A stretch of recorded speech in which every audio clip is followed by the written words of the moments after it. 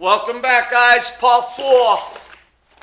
Unfortunately, I thought I was videoing and it didn't pick it up, but we installed the camshaft. It's really self-explanatory, the camshaft. You know what? Let me take it off and I'll show you guys how to do it. I promised this would be a step-by-step and not skip no steps. So let me take the cam back off because my camera equipment is no bueno. So let's pull the cam back out a little bit. I'm sure everybody knows how to install a camshaft, but like I said, we weren't going to skip no steps. So I'll just take it back out if I can.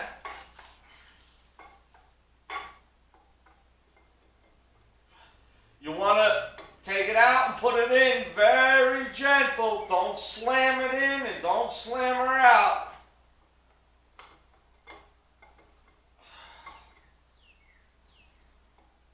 Alright, we'll leave it like that, okay?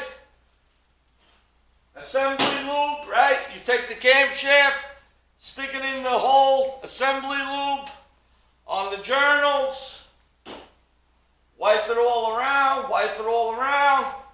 With your handle, I use a bolt, you can use a screwdriver, they have a proper tool. Whatever you want to use, that's fine. You put it in nice and slow. Don't slam it hard. We don't want to nick the cam bearings. We just want to put her in nice and slow, nice and easy. Don't slam her. Don't get in a rush.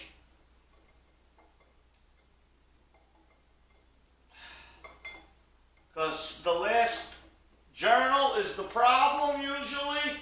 That's why you got to put a handle on it so you can tilt it up. Okay, we got it in. She spins, beautiful. She's going to be a little hard to spin because of the assembly lube. We understand that. That's why I don't like to put the assembly lube when I do the crankshaft, because I like to feel the crankshaft spin. This camshaft came out of here and the cam bearings did not change locations, or we didn't change any cam bearings, so I'm okay with putting assembly lube on it. And the camshaft doesn't really get oiled right away. So, but we're going to prime the motor anyway.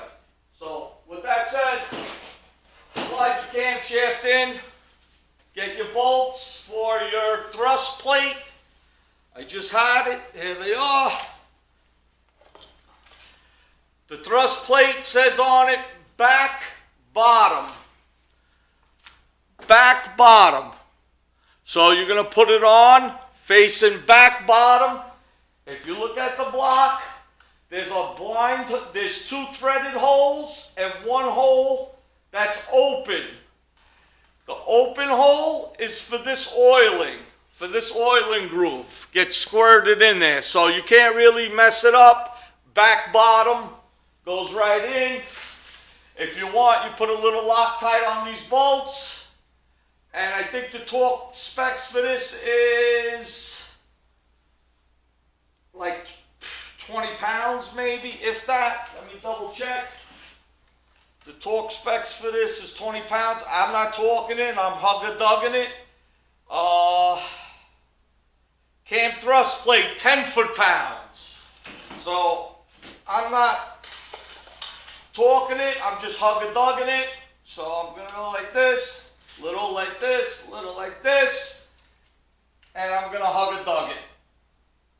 That's good for me. That's good for me. That's good for me. And that's good for me. I know that's more than 10 foot-pounds, so I'm happy. Not worried about it. Just make sure she spins. She does. Beautiful. She's got a little cam play. Let's see. Put the bolt back in. Let's see. You hear that? Okay, so she's good to go. Next step is going to be your timing chain. I got a Magnum timing chain right here. Okay? There's a 3-position keyway on On the crank sprocket, there's a 0, which is what we're going to use. There's an R, and there's an A for advanced. So R is for retarded, 4 degrees retarded. A is for 4 degrees advanced. And the 0 is straight up dot to dot. We're not going to degree the cam. That would be a whole video in itself. Most of you ain't going to degree the cam anyway.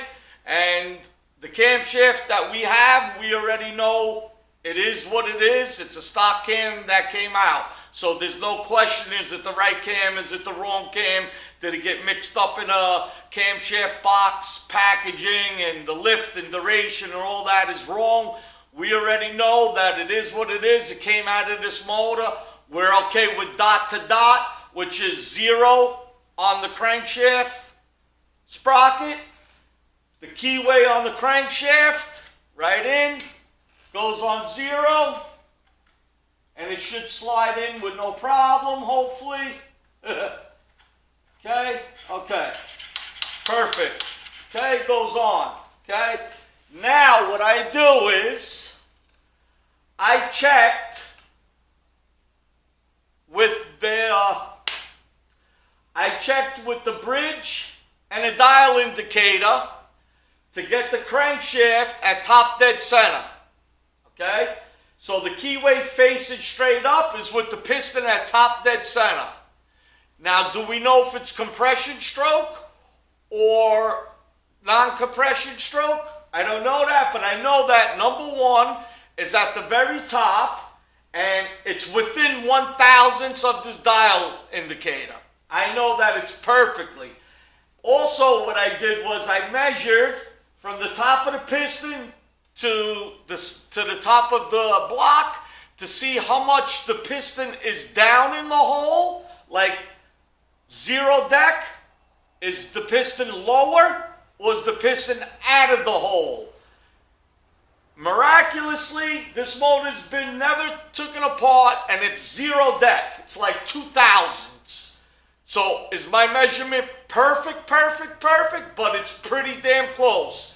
I zeroed the indicator out, I put it at top dead center, I slide it from one side to the other, and the variation is like 1 or 2,000. So that's by me sliding it. So I'm going to say this motor is 0 deck, which is very rare from the factory. Usually they're like 15,000ths, 10,000ths in the hole. This one is 0 deck, okay? So I know that number 1 piston is at true top dead center. Perfect. I set up the crankshaft where it is, where it landed, which is in the 12 o'clock position. 12 o'clock, straight up. And now what I'm going to do is I'm going to turn the camshaft with the dowel pin facing the 12 o'clock position, which would be, for the cam, would be a 6 o'clock position. So camshaft dowel is facing 6 o'clock down. Crankshaft keyway is facing 12 o'clock position up. Gear for crankshaft is on the 0 mark. Now if we look at our timing chain and gear, there is a dot on it. Right there. There's a dot. I don't know if you're picking it. You know the deal. Dot. So the dot and the dot on the gear has to line up. So let me see. Can we see it? Which one is it? There it goes. 0. So the 0 here is going to be facing up, right? Okay, hold on. Hold on, boys and girls, ladies and gentlemen. We're trying to do this the best we can. Okay, 0. There we go.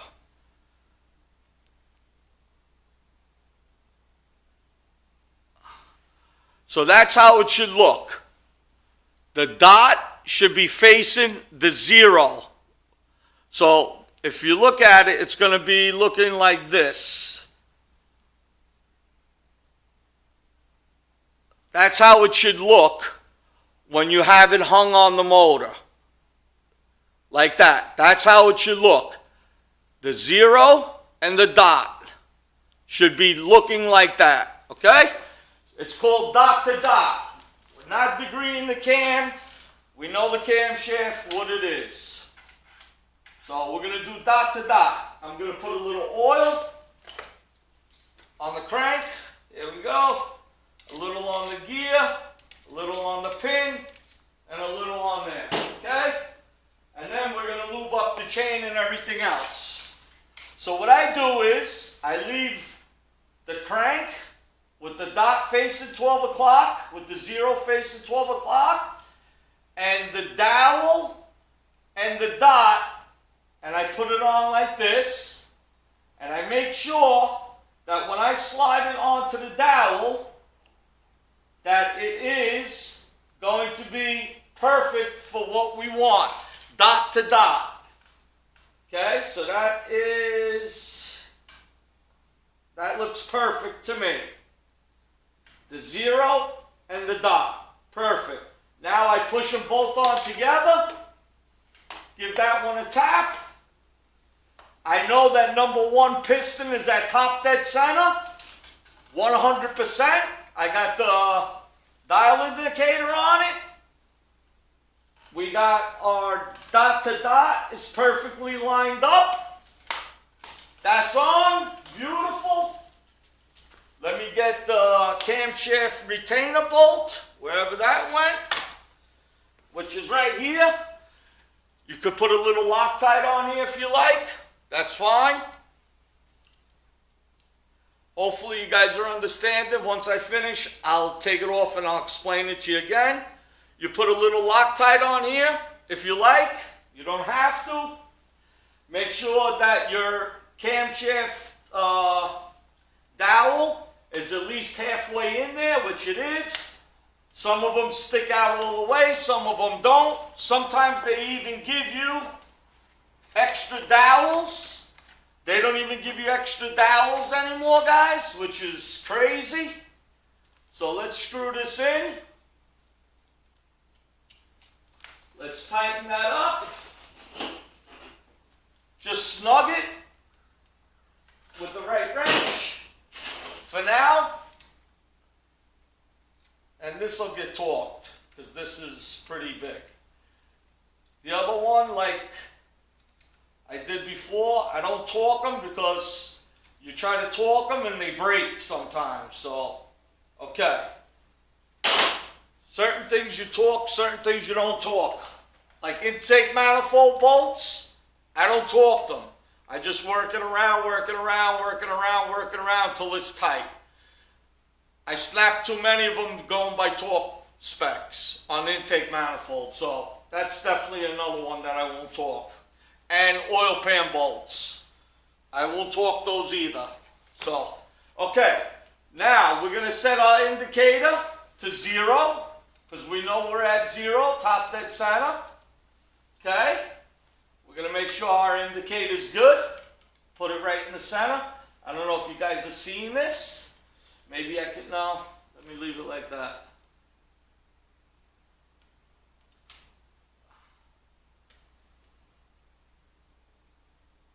Zero your dial indicator out. Okay, that's beautiful. Now I'm going to turn the motor and stop at the 0 on the indicator, and we should be dot to dot. So let's do 2 revolutions.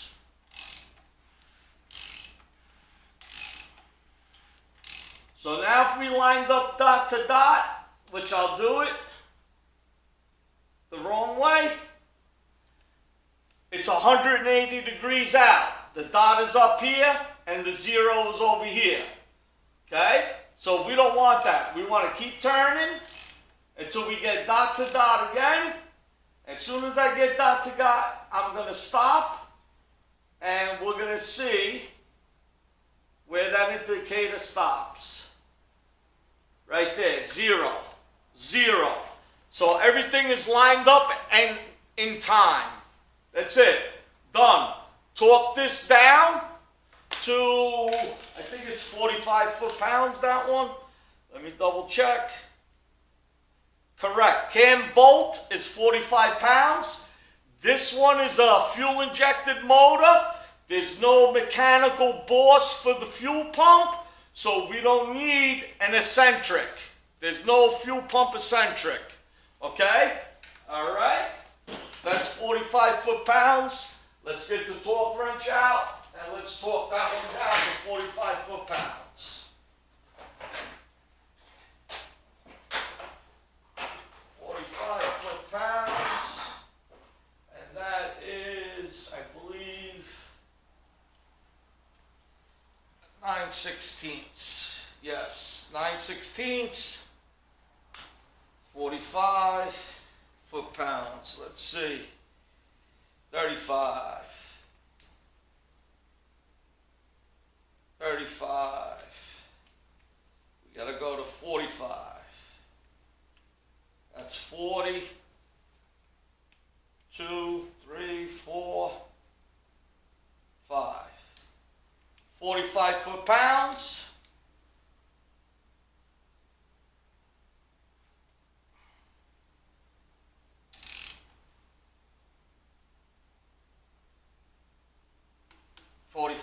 There you go. Okay. That's 45 foot-pounds. So that's hugga-dugga.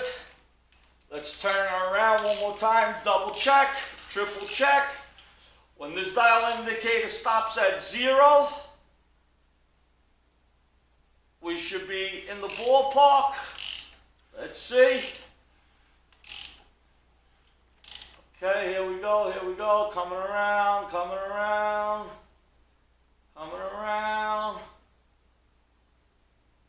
0. Now if I go a little more, will the indicator keep going forward, or is it going to go backwards? It goes backwards.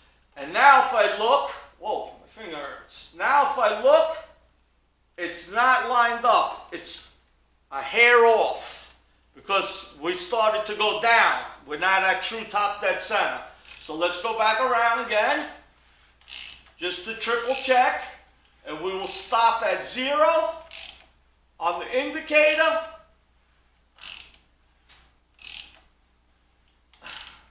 There we go. Going around, going around, going around. 0. 0. Dead balls. Dead balls. Dot to dot. Camshaft, timing chain, verify top dead center. So what I do now is once we get the timing cover on, I'm going to put the balancer on, and we're going to do the same thing, and we're going to put our own mark on the balancer for 0. So we know for sure 100% that top dead center is the mark we put on our balancer, no matter what the balancer reads. Let's see how good the balancer is that we get, that when we do put it on, if the 0 mark is close, 1 degree, 2 degrees, I'm okay with, but sometimes they're off like 8, 10 degrees. I've seen it. So that's why I do it this way when I put the cam in. Now, if we were degreeing the cam, it would be a whole different process. Like I said, that's for a different video. We could waste, an hour just showing you how to degree a cam. One day we'll get to it. For this engine build, we don't. This is just a how-to build your 50302 Windsor step by step. If you follow these techniques, you should have a successful build. I've had not one fail, and I probably built about 20 of them. So everybody, let me get the timing chain cover all cleaned up, gasket ready, everything, and I'll see you in the next one, guys. Don't forget, if you liked the video, hit the comment, like, subscribe, share with your friends. Help me out. I appreciate you. Hopefully it helps someone out. Until the next time, peace.